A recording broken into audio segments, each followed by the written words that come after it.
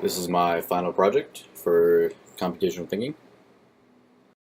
Here's my data map, and as you can see, we have school scores data set at the top, and underneath it, it's broken down into the different dictations. So we have academic subjects, family income, GPA, gender, score ranges, state, total, and year. Year is a string, all the others are dictations. Underneath academic subjects, we have 6 different subjects: art and music, English, foreign language, mathematics, natural sciences, social sciences. Those are all dictations. Family income, it ranges. We have between 20 and 40,000, 40 and 60,000, 60 and 80,000, 80 and 100,000, less than 20,000, and more than 100,000. And those are all dictations. Under GPA, we have A minus, A plus, B, C, D, or lower, no response, all dictations. Gender, of course, we only have 2, male and female. Score ranges, between 200 and 300, 3 to 4, 4 to 5, 5 to 6, 6 to 7, and 7 to 8. Those are all dictations. State, we have code and name. Those are both strings. Under total, we have the total for math, total of test takers, and the total of the verbal test, and those are all integers. And then, yeah, year is string. Here's my abstraction. The definition of an abstraction is a representation of a real-world entity that conveys information. How it applies to this project directly, I'm going to convey information that shows different school score statistics in the U.S. The variables are like time, which is in years, average GPA rates for certain subjects, the state, the number of test takers, and the math scores. Question 1. What type of trend can be seen by comparing the GPA of foreign language students who took 3.6 years to take the exam over time? And this is based on that. Based on the visualization here, one can see that there is a positive trend. As the year progresses, the average GPA increases, but the lowest GPA is always increasing. So in 2009, the lowest GPA was 3.66, but in 2014 or 2013, it was 3.67 or 3.68 and a half. Conclusion. The question proposed was to see if the average GPA of foreign language students displayed a trend over time, and based on the results, it does exhibit a trend over time.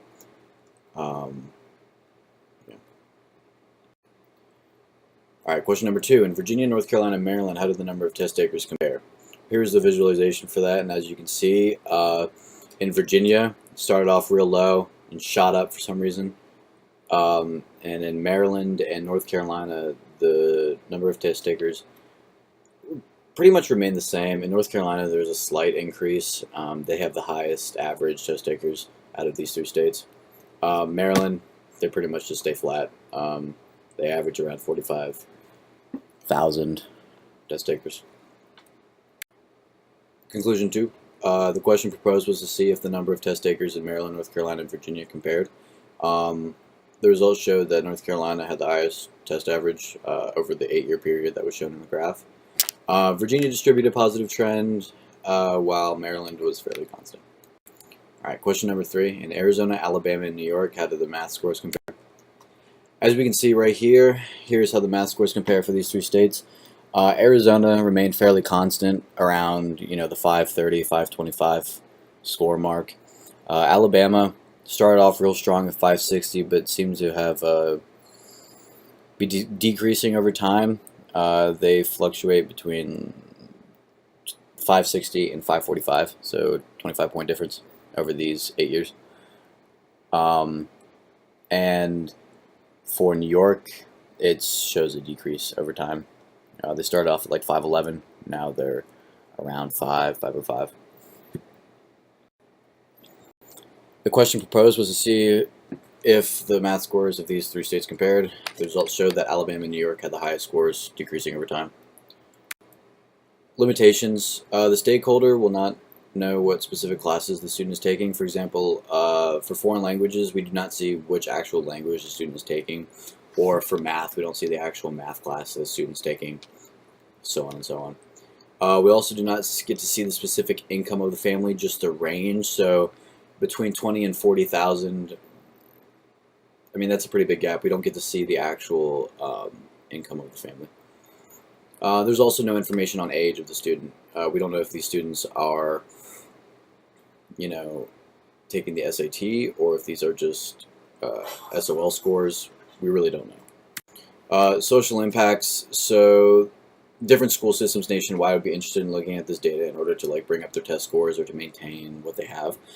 Government funding programs would be interested to see which states deserve more funding than others. Parents would be interested, and so would colleges.